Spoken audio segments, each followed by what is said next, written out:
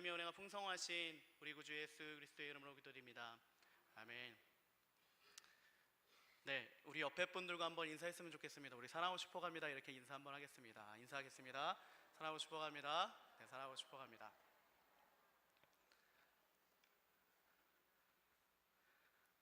여러분 혹시 이 온두라스라는 나라를 아시나요? 온두라스라는 나라 혹시 들어보셨나요? 이 멕시코 밑에 있는 굉장히 좀 작은 나라이지만, 이름을 잘 알 수 없는 저희가 나라이지만 우리나라는 가끔 이제 축구 대표 경기를 하더라고요. 온두라스라는 나라가. 제가 그 나라에서 한 1년 정도 이제 한인교회와 선교지를 섬기고 온 적이 있습니다. 그런데 이 중남미 쪽의 국가들이 대부분 그렇듯이 온두라스라는 나라는 굉장히 위험합니다. 그러니까 사람들이 그냥 총을 막 들고 다녀요. 그러니까 우리가 생각할 때 권총, 작은 권총이 아니라 막 기관총 같은 것들도 들고 다니고요, 막 장총도 들고 다닙니다. 그래서 항상 사건, 사고가 많이 일어납니다. 살인 사건도 굉장히 많고, 강도나 납치, 도둑질도 굉장히 많이 일어나는 그런 아주 굉장히 위험한 나라에서 제가 1년 정도 이제 한인교회와 선교지를 섬기고 온 적이 있습니다. 그런데 한 번은 이제 목회자로만 구성된 팀이 선교지에 이제 단기 선교를 왔어요. 한 달 정도 이제 예수전도단의 PDTS라는 팀이 있습니다. 그 목회자로만 구성된 팀이 이제 오셔서 제가 이제 그 팀을 섬겨드리고 이제 운전도 하고 이제 여러 군데를 모시고 다녀야 되는 상황이, 이제 섬겨드려야 되는 상황이 발생했는데요. 한 번은 한 2시간 정도의 시간을 운전해서 가야 되는 이제 선교지가 있어서 이제 제가 운전을 하기 이제 가기 시작했습니다.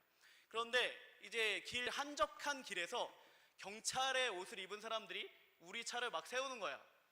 딱 보니까 이제 경찰 옷을 입고 있고 이제 저희 차를 막 세우는 겁니다. 어깨에는 이제 기관총을 들고 있고요, 그리고 차량도 거기 배치되어 있고 저희를 검문하겠다라고 막 이야기를 하는 거예요.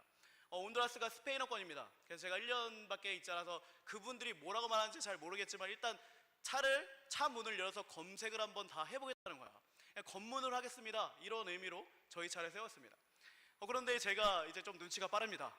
그래서 자세히 보니까 영어로 이 폴리시아라고 해서 이 스페인어로 경찰로 쓰여 있는데 이상하게 그냥 짝퉁 같아요. 옷이 짝퉁 같은 느낌이 들었습니다. 거기다가 이 온두라스 경찰은 항상 4인이 1조입니다. 4인이 1조인데 3명이 있더라고요. 3명이 있고, 그리고 차량에 경찰로 어설프게 이제 붙여놓긴 했는데 일반적으로 경찰들이 타는 차량이 아니더라고요. 그래서 제가 어떻게 했을까요, 여러분? 검문을 해서 이제 기관총을 든 청년 경찰이 제 앞을 가로막은 거예요. 그리고 한쪽에서는 제 창문을 열고 검문을 할 거야, 문을 열어, 이렇게 얘기를 하는 거야. 여러분들이라면 그런 상황에 어떻게 하시겠습니까? 경찰이 아닌 것 같은데, 그죠? 총을 들고 있어요. 제가 어떻게 했을까요? 네? 문을 열어줬을까요? 경찰이, 청년이 앞을 가로막고 있던 청년이 저희 차를 향해서 문을 돌아올 때, 문을 열려고 할 때 제가 그냥 출발시켰어요. 그리고 열심히 막 운전을 했습니다. 백미러로 보면서 굉장히 빠른 속도로 이제 운전을 했는데, 다행히 어떠한 일이 있었냐면 그 사람들이 제가 출발시킬 줄 몰랐나 봐요. 당황하고 자기들끼리 허둥지둥하다가 저희 차를 따라오는 것을 포기하고 그냥 거기서 허탈하게 서 있는 것을 제가 이 백미러로 보면서 열심히 도망친 적이 있습니다. 여러분, 그 사람들이 경찰이었을까요? 강도였을까요? 예, 다음날 제가 신문을 딱 봤는데 전율을 느꼈습니다. 왜냐하면 저희가 지나간 그 도로에서 독일 여행객들 35명이 탄 차가 강도를 당했다라는 기록이 이렇게 있었습니다.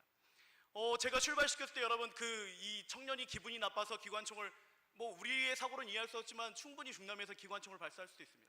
발사할 수 있었던 상황입니다.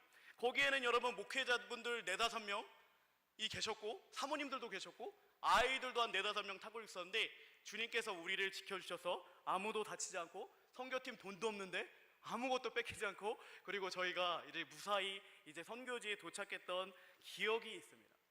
여러분, 제가 이 사건을 잊어버릴까요? 그리고 저는 하나님이 우리를 지키시는 분이시구나라는 그 말씀을 삶으로 경험했습니다.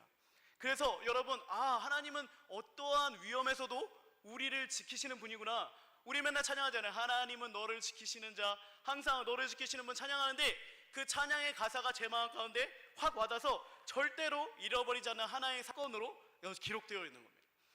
여러분, 우리가요 하나님의 말씀을 많이 듣잖아요, 그죠? 그런데 많이 잊어버리는 이유가 뭔지 아세요? 말씀을 경험하지 못하기 때문에 그렇습니다. 만약에 우리의 삶에 하나님의 말씀이 경험되어진다면 그 경험되어진 말씀은 여러분들의 평생의 삶에 잊혀질 수가 없는 겁니다. 그리고 그 경험되어진 삶의 말씀으로 인해서 우리의 신앙의 여정을 한 걸음 한 걸음 내디딜 수 있는 힘이 우리 가운데 생기게 되는 것입니다. 그래서 여러분, 히브리서의 기자는 이제 히브리서의 6장 13절의 말씀에 이렇게 말씀을 하는 거예요. 이는 젖을 먹는 자마다 어린아이니 의의 말씀을 경험하지 못한 자요. 여러분, 하나님의 말씀을 경험하지 못한 자를 어린아이와 같다라고 이야기를 하는 겁니다. 늘 하나님의 말씀은 듣지만 잊어버리고 그 말씀대로 살아가지 못하고 성장하지 못하는 이유 중에 하나는 무엇이냐면 바로 우리가 하나님의 말씀을 경험하지 못하기 때문에 그래요.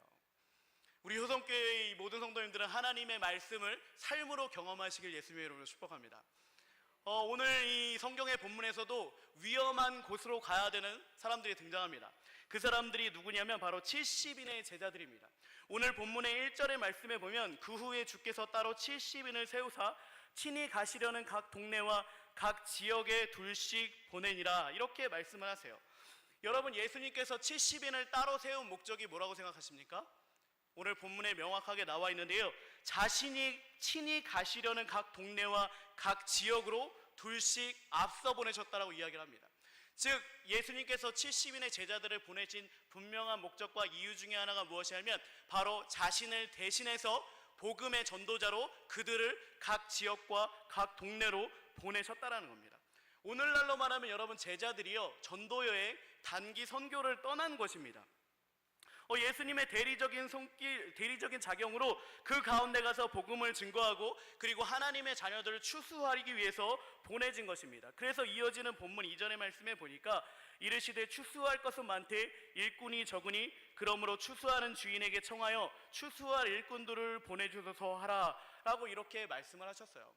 그런데 여러분, 이 제자들이 간 곳이 안전이 보장되지 않는 곳이었습니다. 영적인 부분에서 마찬가지지만 익숙하지 않은 곳으로 가야 되었어요. 여러분, 우리가 단기 선교 파송 예배를 드리면서 저는 이제 단기팀과 성도님 모두에게 이렇게 말씀하고 싶은데요, 예수님의 대리인으로서요 전도의 자리와 선교의 자리로 가셔야 한다는 사실이에요. 그리고 분명한 사실은 우리가 전도하러 나갈 때, 우리가 선교하러 나갈 때 그곳은 여러분 위험이 있는 지역이고 안전이 보장되지 않는다는 사실입니다. 제가 말씀에도 언급했듯이 온두라스라는 선교지 굉장히 위험한 곳이었습니다. 그런데 여러분, 온두라스만 위험할까요? 아닙니다. 우리나라는 굉장히 안전하잖아요, 그죠? 여러분들이 피부로 느끼시지 못하시겠지만 많은 나라들이, 많은 외국이 굉장히 안전이 보장되지 않습니다.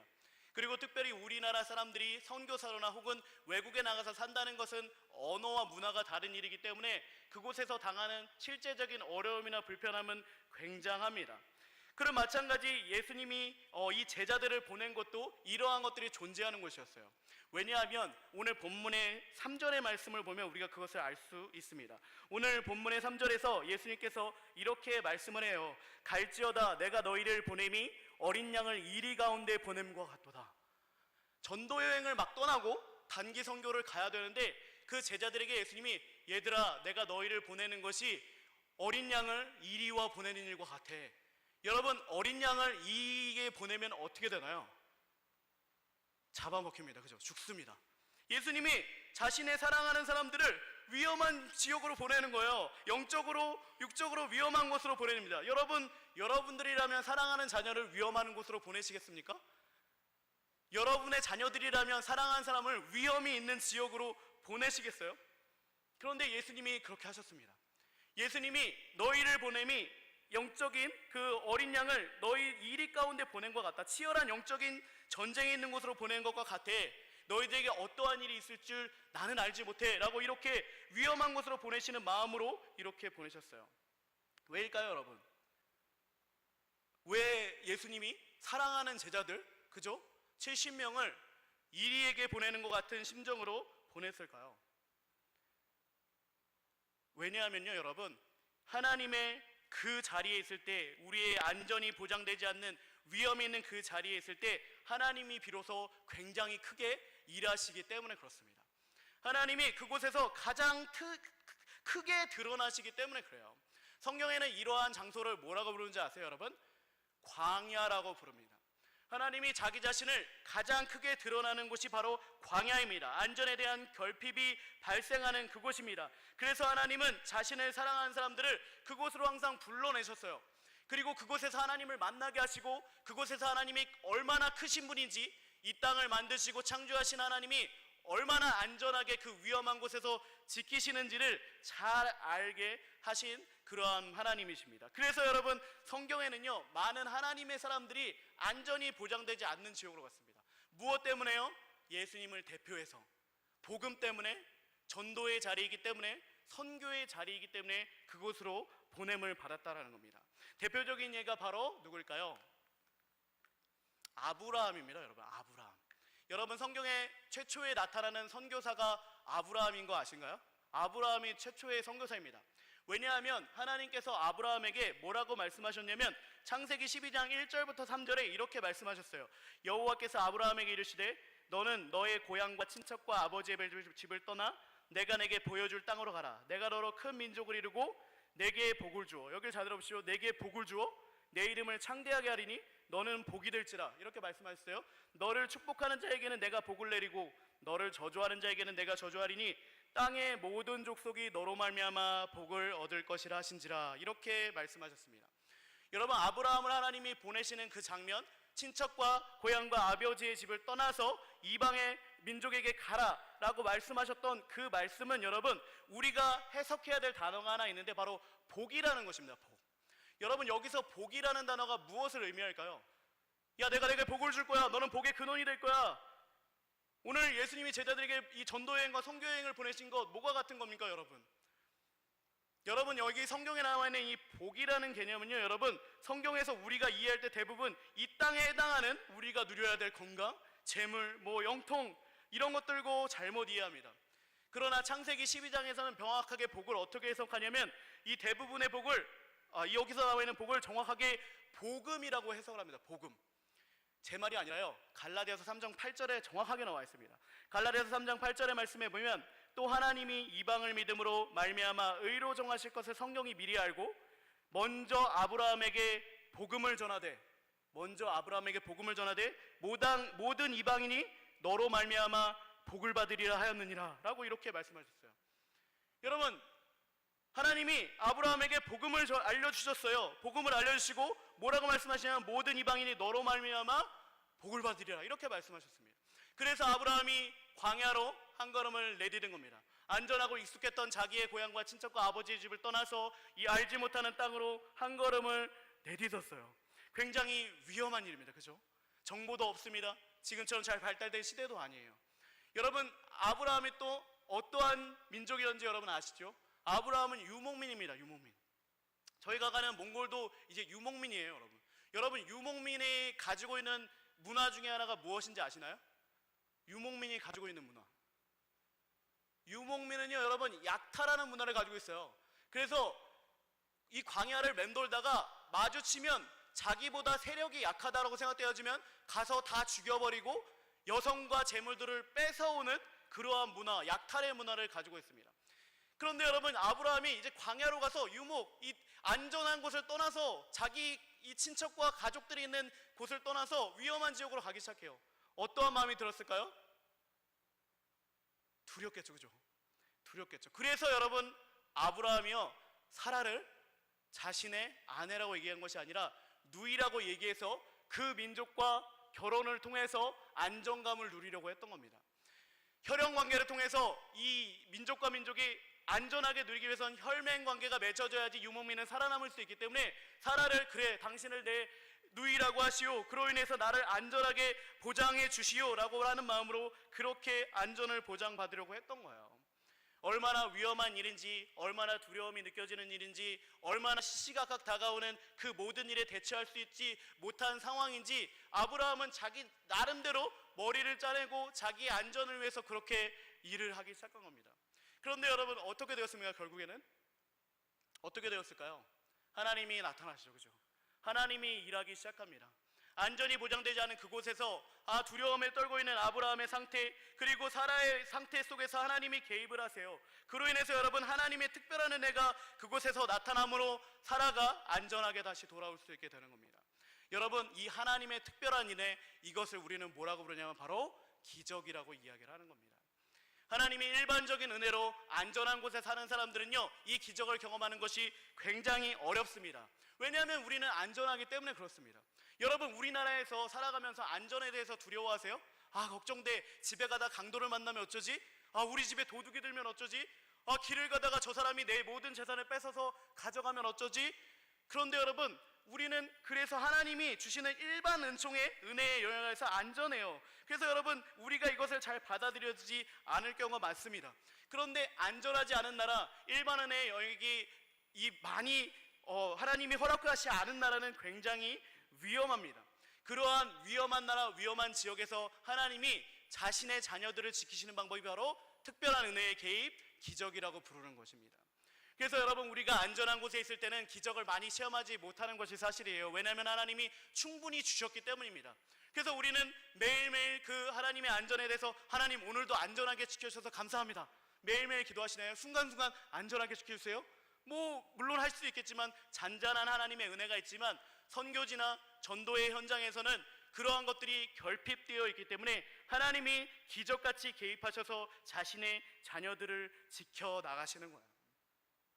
그래서 여러분, 그 전도의 현장과 선교의 자리, 일반적인 은혜의 결핍이 발생한 그곳, 광야와 같은 곳에서 하나님이 우리를 지켜내시는 놀라운 일들을 행하신다는 사실입니다. 그리고 그것을 경험하기 위해서는 여러분 어떻게 해야 될까요? 안전한 곳을 떠나보셔야 됩니다. 결핍이 있는 자리에 가보셔야 합니다. 전도와 선교의 자리에 나아가 보셔야 됩니다. 그렇게 할 때, 아, 하나님이 정말 크게 일하시는구나, 하나님이 정말 특별하게 일하시는구나 라고 이렇게 저희가 마음 가운데 삶으로 말씀을 경험할 수 있게 된 것입니다. 그런데 많은 사람들이 자꾸 정착하려고 해요. 안정감을 누리려고 합니다. 여러분, 우리의 부르심이 정착하는 것입니까? 하나님이 우리를 하나님의 자녀로 부르셨는데 우리가 정착민처럼 살아가길 원하시는 것입니까? 여러분, 정착민으로 살기 시작할 때 가장 큰 문제가 뭔지 아세요? 이 땅에 계속 정착하려고 한다는 거예요. 이 땅에 계속 살아야 됩니다. 우리에겐 집이 있어야 됩니다. 그죠? 우리 맨날 찬양을 하잖아요. 이 세상은 내 집 아니요. 그런데 우리는 집이 있어야 돼요. 그죠? 정착민처럼 집이 있어야 됩니다. 집이 점점 컸으면 좋겠어요. 채워넣기 시작해야 됩니다. 그죠? 채워넣어야 됩니다. 그죠? 그러면서 점점, 아, 그래, 안전하지. 점점 여러분, 나그네와 같은 삶을 살지 않고 점점점 그것을 만족하며 살아가기 시작해요. 그래서 여러분, 돈이 필요하고 끊임없이 우리가 그것을 벌어야 돼서 마치 이 세상에 살아가는 사람들의 삶의 방식이 그리스도인의 부르심인 것처럼 착각하고 살아갑니다. 그러나 여러분, 하나님이 우리를 정착민으로 부르지 않으셨어요. 그렇게 부르지 않으셨습니다. 하나님은 우리를 나그네로 부르셨습니다. 성경에 명확하게 나옵니다. 베드로전서 1장 1절의 말씀에 보면 예수 그리스도의 사도 베드로는 본도, 갈라디아, 갑바도기아, 아시아와 비두니아에 흩어진 나그네 애들에게 편지했습니다. 베드로전서 2장 11절의 말씀에도 사랑하는 자들아, 거류민과 나그네 같은 너희를 원하노니 영혼을 거슬러 육체의 정욕을 제어하라, 이렇게 말씀을 하셨어요. 여러분, 복음이 폭발적으로 증거할 때 이스라엘 백성들, 예루살렘 교회가 커지기 시작했습니다. 커지기 시작하고 믿는 자들이 많아지기 시작했어요. 그럴 때 하나님이 뭘 하셨냐면 여러분, 이 사람들을 흩으셨습니다. 나그네와 같이 흩으셨어요. 전도와 선교의 자리에 사람들이 필요한 곳에 이들을 흩으셨습니다. 그로 인해서 하나님이 예수님 대신에 각 동네와 각 지역에 나가도록 하셨다라는 겁니다. 여러분, 이것은 비단 아브라함에게만 해당되는 일이 아닙니다.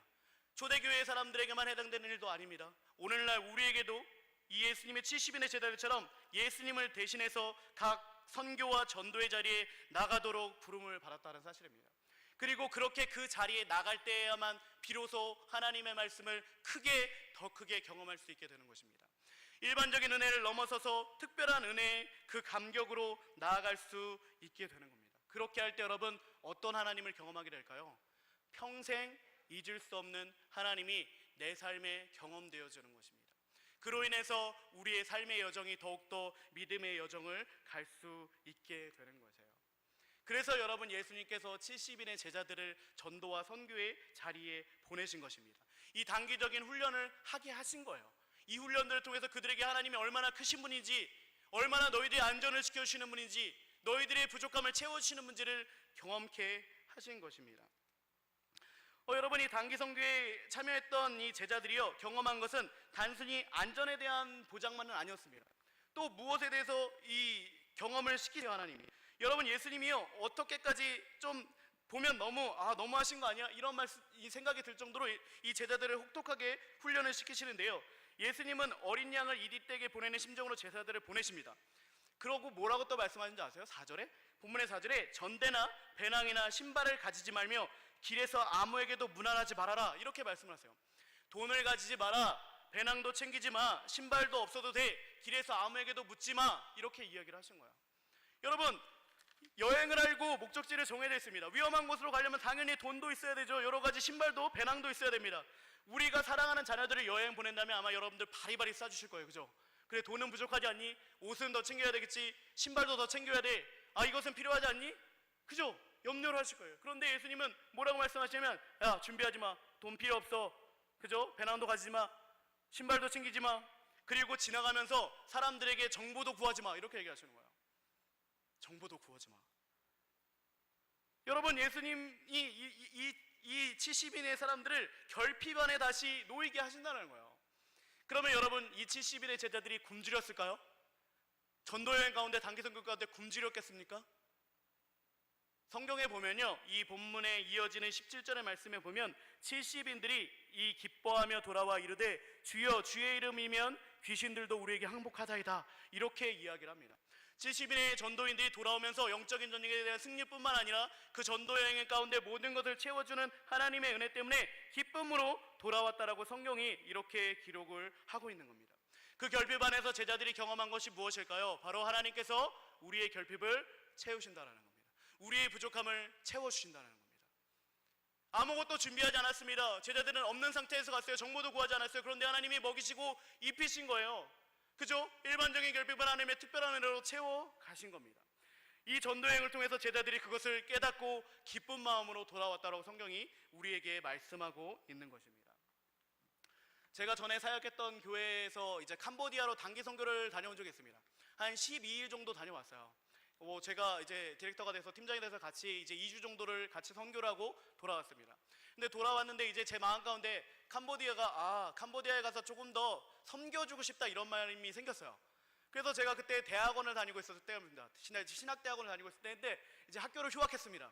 그리고 제가 한 3개월 정도 이제 캄보디아를 가서 섬기겠습니다, 이렇게 이제 이야기를 하고 12월에 사역을 그만뒀어요. 대학원생이 무슨 돈이 있겠어요, 그죠? 학비도 대출받아서 내야 되는 상황인데 돈도 없고, 그리고 12월에 사역이 끝났어요. 박봉이지만 받았던 사례도 없었습니다. 그런데 제가 3월에 들어가기로 거기 선교사님과 얘기가 됐습니다. 이제 3월에 들어가야 돼요. 그러면 여러분, 가장 먼저 이제 외국에 나가 살려면 뭐부터 해야 되는지 아세요? 비행기표가 필요합니다. 그죠? 제일 먼저 저희 단기팀도 가장 먼저 했던 일은 비행기표를 빨리 섭외하는 것입니다. 굉장히 이제 저렴한 가격에 나온 비행기표를 구해야 되는 거예요. 그래서 제가 막 이제 인터넷을 뒤지고 이제 여러 가지 정보를 통해서 비행기값을 알아봤는데, 비행기값이 얼마였냐면 캄보디아에 가는 비행기값이 100만 원이었습니다. 100만 원. 100만 원이었어요. 근데 여러분, 제가 100만 원이 있었겠습니까? 굉장히 무모하죠, 그죠? 지금 해보면 모르겠지만 아무튼 그때는 믿음으로 갈 수 있어, 자, 하나님이 주실 거야. 제가 어떻게 했겠어요, 여러분? 누구에게 전화해서 꽂겠습니까? 하나님 돈 없는데요? 하나님 돈 없어요. 저 기도했습니다. 하나님 돈 없습니다. 100만 원이 없어요. 하나님, 비행값이 없습니다. 저 캄보디아를 가겠다고 선교사님하고 얘기가 됐는데 돈이 없어요. 기도했습니다. 그렇게 시간은 다가오고 있는데 한 번은 이제 여행사를 하시는 집사님께서 저에게 전화가 오셨어요.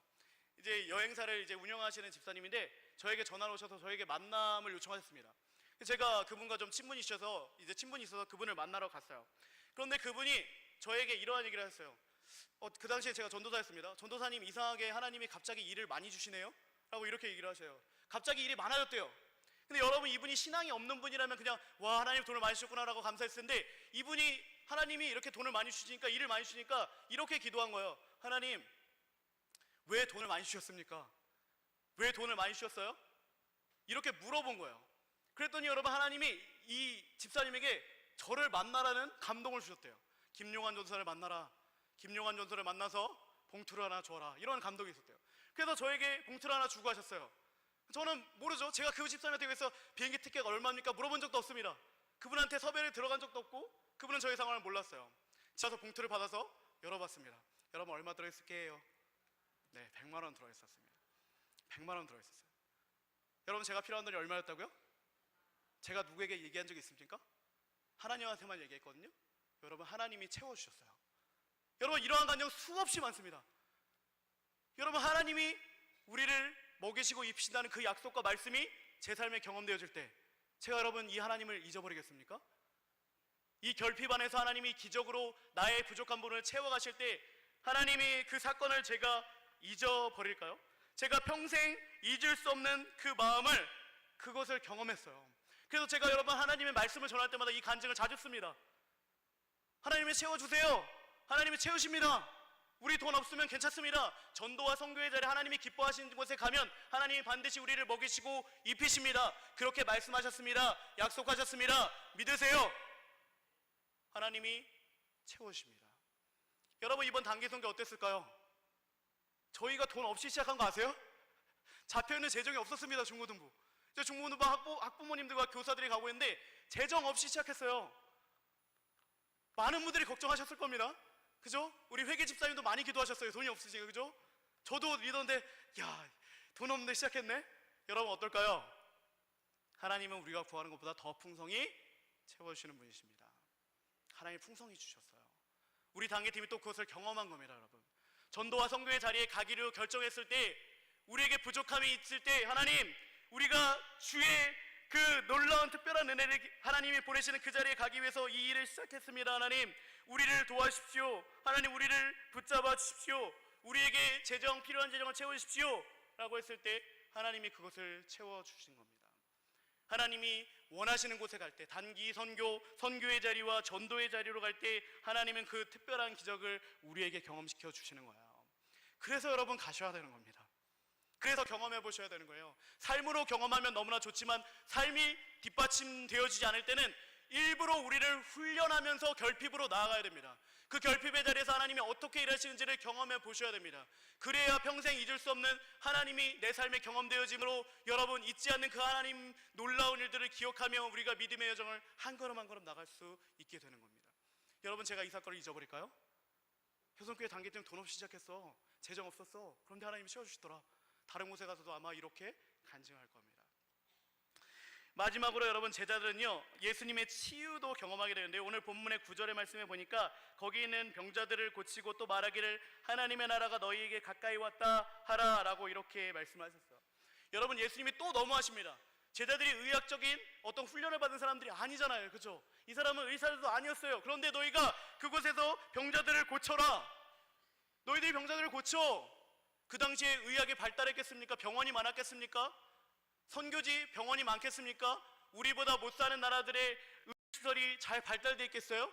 그러지 않은 상황에 제자들을 보내십니다. 그리고 너희들이 고쳐 이렇게 이야기를 하는 거예요. 너희들이 고쳐. 여러분 제자들이 뭐 했을까요? 고치기 위해서 뭐 했겠어요? 여러분 생각해 보십시오. 기도했습니다. 하나님 앞에. 그죠? 하나님 고쳐주십시오. 하나님 기도하는 것만으로도 이들을 고쳐야 돼요. 그런데 여러분 이들이 정말 병자들을 고치는 일이 일어납니다. 그래서 그들이 돌아올 때 진정으로 기쁨으로 돌아왔다라고 성경이 우리에게 말씀하고 있는 것입니다. 바로 일반적인 이 은혜의 결핍이 있는 곳, 병원이 많지 않고 치료의 시설이 많지 않는 곳에서 기적의 사건이 일어난 겁니다. 그래서 여러분 선교지에서는요 진짜 치료돼요. 왜 치료되는 줄 아세요? 일반 은총의 영역으로 병원이 많지 않기 때문에 하나님은요 자신의 자녀들을 돌보시기 위해서 직접 계십니다. 그래서 치유를 일으키시해요. 그리고 낫게 하십니다. 제가 마지막으로 한 가지 더 간증을 드릴 텐데 제가 온두라스라는 나라에서 1년 이제 경험을 했잖아요. 한의사 선생님이 한 분 오셨어요. 한의사 선생님이. 이제 의료 선교겠죠. 의료 선교. 근데 이분이 굉장히 이상하셨어요. 제가 봤을 땐 아 이단 같아 라고 하실 정도로 좀 이상했어요. 왜냐하면 의료 선교면 침을 놓으시면 되잖아요. 그죠? 침을 놓으시긴 하는데 놓으시기 전에 찬양을 하나 하십니다. 찬양을 약간 나이 드신 분들은 주님을 뭐 이렇게 찬양하시죠. 그렇죠? 주님을 찬양하면서 그러면 혼자 중얼중얼 뭐 기도를 하시나 봐요. 이렇게 기도를 하세요. 그리고 나서 침을 이렇게 딱딱딱 놓으세요. 근데 제가 선교지에 섬기는 한 아이가 말을 못하던 아이가 있었어요. 이제 우리가 말하면 일반적으로 벙어리라고 그러죠. 그죠? 말을 못해서 제가 그 아이가 말을 하는 걸 한 번도 들어본 적이 없어요. 근데 그 아이에게도 여전히 찬양을 하고 기도를 하시고 침을 이렇게 딱 놓으니까 혀 있는 데다 이렇게 침을 놓더라고요. 그런데 그 혀가 움직이고 말을 하게 되더라고요. 그 아이가. 저 진짜 깜짝 놀랐습니다. 옆에서 보고. 와! 얘 말할 줄 모르는 아이인데 그분의 침술이 굉장히 뛰어났을까요? 마치 허준처럼 한 방에? 네, 물론 그럴 수 있지만 그분이 기도하고 그분이 찬양하고 침을 놨을 때 그 아이가 말을 하는 걸 제가 보았습니다. 여러분, 제가 이것을 잊어버릴까요? 하나님이 치유하시는구나. 그런데 더 놀라운 간증을 들었어요. 이분이 처음에는 자기의 하늘 이것을 이제 믿고 신뢰하는 마음으로 더 많이 이제 선교를 하신 거예요. 그런데 한 번은 선교지에 가셨다가 이제 침을 놓기 시작했습니다. 그분이 이런 장침도 놓으시더라고요. 요건 잘 안 놓는 건데 그 당시에 처음 봤습니다. 요거 이 긴 침을 쓰시더라고요. 굉장히 긴 침이 들어가는데 한 번은 선교지에 있는 사람을 이제 놓고 아프다고 하니까 침을 놓으신 거예요. 그런데 침을 놓다가 이분이 죽었습니다. 여러분, 단기 선교를 가서 의료 선교를 갔는데 침을 놓다가 사람이 죽었어요. 여성분이셨는데 이분이 맥박을 잡았는데 맥박이 뛰지 않았답니다. 몸이 점점 싸늘해지고 퍼렇게 된대요. 옆에 있던 선교사님이 당황하셨는지 도망치셨대요. 그분이 누군지 모르겠습니다. 본인이 책임질 수 없으니까 옆에서 도망치신 겁니다. 결국 시체가 죽은 사람이죠. 죽은 사람만 남겨져 있고 이제 본인이 이제 거기 서 있는 겁니다. 이분이 뭐 하셨을까요? 침 놓다가 죽었는데요. 다시 침을 놓으셨을까요? 이분이 거기 납작 엎드려서 이렇게 기도했을 때, 하나님 큰일 났습니다. 의료 선교 왔다가 사람을 죽였습니다. 하나님 어떻게 합니까? 의료 선교 하다가 제가 사람을 죽였습니다. 이렇게 여러분 얼마를 기도했냐면 1시간을 기도하셨대요. 거기서 어떻게 할 수가 없잖아요, 그죠? 언어가 되는 것도 아니고 선교사님은 도망갔어요. 혼자 남겨져 있는 상황이고 침을 놓다가 죽였기 때문에 침을 다시 놓을 수 없는 상황입니다. 그런데 여러분 놀라운 게 뭔지 아세요? 그분이 서서히 혈색이 돌아오시더래요. 기도하는 때 그분이 맥박이 다시 돌아오시대요. 그래서 그분이 여러분 살아나셨어요. 제가 그분한테 정확히 이걸 들었습니다. 여러분, 그래서 그분이 그동안 자신의 한의학을 의존했다면 이제 모든 침을 놓을 때 찬양하면서 기도하면서 하는 거예요. 치료하시는 분은 하나님이십니다. 이렇게 하면서 고백하면서 나이가 지긋하신데도 지금까지 제가 들었던 소식에 의하면 지금까지 그 일들을 하신다는 사실이에요. 여러분, 제가 이 사건을 잊겠습니까? 그분이 여러분 이 사건을 잊으시겠어요? 여러분, 이러한 일이 어디서 일어난다고요? 전도와 선교의 자리에서 일어나는 것입니다. 주님을 대신해서 복음을 증거하러 간 그곳에서 실제로 일어나는 일들입니다. 일반적인 은혜가 결핍이 있어서 하나님이 은혜를 누리지 못하는 하나님의 자녀들에게 특별한 은혜를 개입하셔서 기적 같은 사건을 일으키시는 거예요. 여러분, 은혜의 자리에 나가시기 바랍니다. 특별한 은혜의 자리로 가시기 바랍니다. 선교의 자리, 전도의 자리로 예수님을 대신해서 나아가시길 바랍니다. 매주 듣는 말씀이 기억되지 않고 잊어버리는 이유, 여러분 경험되어지지 않아서 그렇습니다.